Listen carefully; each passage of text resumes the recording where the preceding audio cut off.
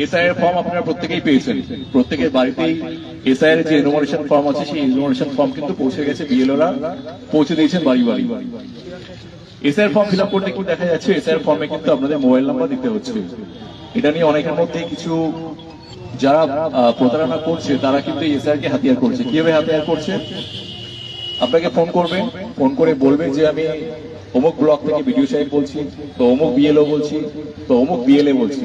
আপনারা প্রত্যেকেই এই তিনটে শব্দের সঙ্গে যুক্ত, জানেন শব্দের অর্থ কি। BLO booth level agent, booth level officer, BLA booth level agent, এবং বিডিও সাহেবের সঙ্গে আপনারা প্রত্যেকে পরিচিত আছেন।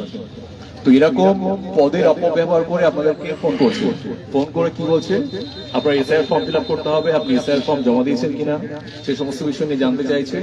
সবশেষে যেটা জানতে চাইছে যে আপনি এসআইআর ফর্মে আপনার যে ফোন নাম্বারটা দিয়েছেন সেটাকে লগ ইন করানোর জন্য আপনার একটা ওটিপি প্রয়োজন। তো এই কথা বলে আপনাকে যখন ফোন করছে, আপনি সরল বিশ্বাসে আপনার ফোনে যে ওটিপি আসছে সেই ওটিপিটা আপনি কিন্তু ফ্রডারের হাতে তুলে দিচ্ছেন। যখনই আপনি আপনার এই ওটিপিটা শেয়ার করছেন তখনই কিন্তু আপনার, যদি সেই ফোন নাম্বারটা ব্যাংকে লিঙ্ক থাকে তাহলে আপনার ব্যাংকের যাবতীয় তথ্য কিন্তু কয়েক সেকেন্ডের মধ্যেই সেই ফ্রডারের হাতে পৌঁছে যাবে।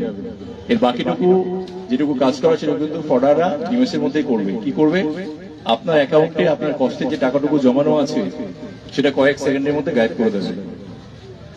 তাহলে আপনাদের কি করতে হবে সেটা আমরা এর আগেও ফেসবুক লাইভের মাধ্যম দিয়ে বলেছিলাম।